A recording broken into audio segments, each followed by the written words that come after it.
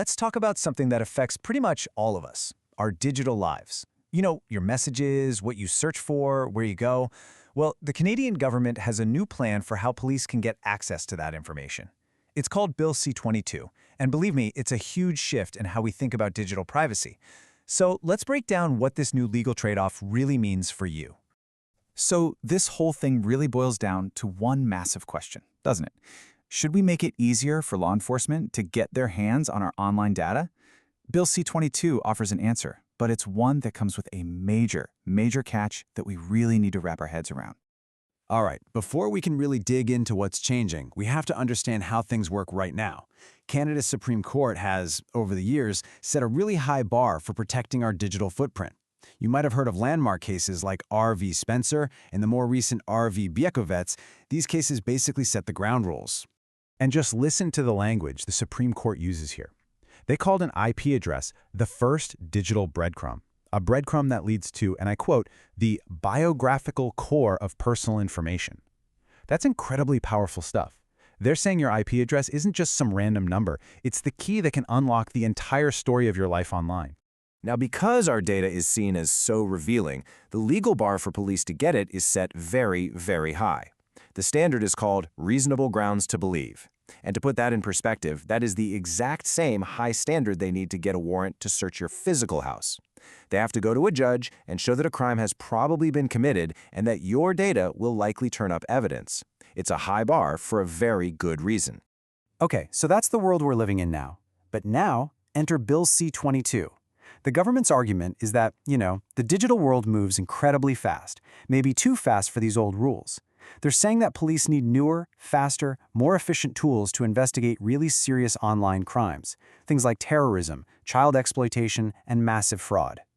And this slide right here, this gets to the absolute heart of the trade-off. See, on one hand, the bill gets rid of the idea that police could ever get your basic data without a warrant.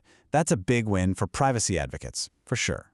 But here's the catch. The whole debate now shifts. It's no longer if police need a court order, but what the standard for getting that order should be.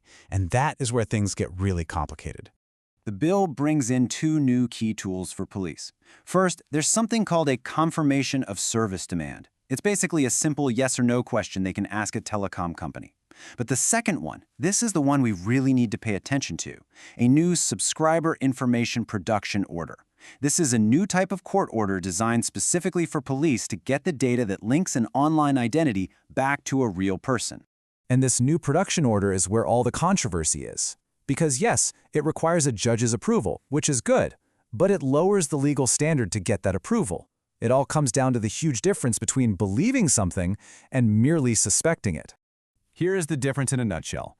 The current standard, reasonable grounds to believe, requires probability. Police have to show it's likely a crime happened.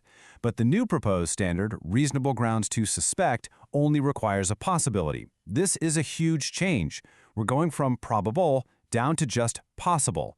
In fact, this is the lowest standard that we have in Canadian criminal law. It's a major drop in the evidentiary bar. And just look at how this table lays it all out. Judicial oversight, a judge signing off, is still required. That's good.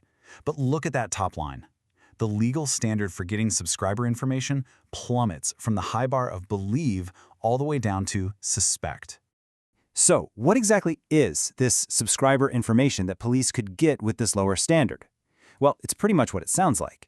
It's all the data that connects your digital breadcrumbs, your IP address, your username, back to you, the actual person sitting behind the screen.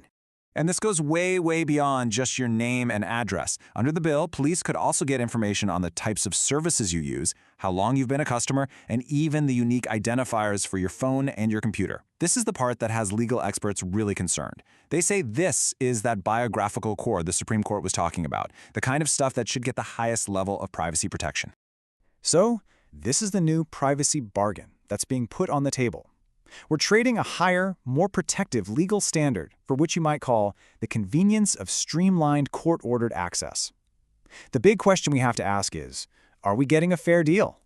Now, the government's position is that this subscriber information is, well, less private than the actual content of your emails or messages.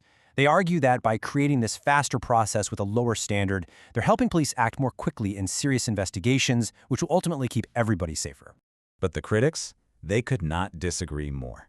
They argue this data is absolutely not less private. In fact, they say it's the very key that unlocks your entire online identity. And by lowering the standard from believe to suspect for this specific information, they say the bill goes directly against the principles the Supreme Court has been building for years in cases like Spencer and Bykowitz. As law professor Michael Geist puts it, this is, quote, a privacy trade-off in need of a fix. The bill takes one step forward by making sure there's always a court order, but it takes a huge, worrying step back by lowering the standard needed to get that order for what the courts have already called constitutionally sensitive information. So here's the bottom line. Bill C-22 is fundamentally changing the rules of digital privacy in Canada. It's trading the old risk of warrantless access for a new, lower bar on court-ordered access. And that leaves all of us with a critical question to think about. Is making things easier for police investigations a fair price to pay for a lower standard of privacy?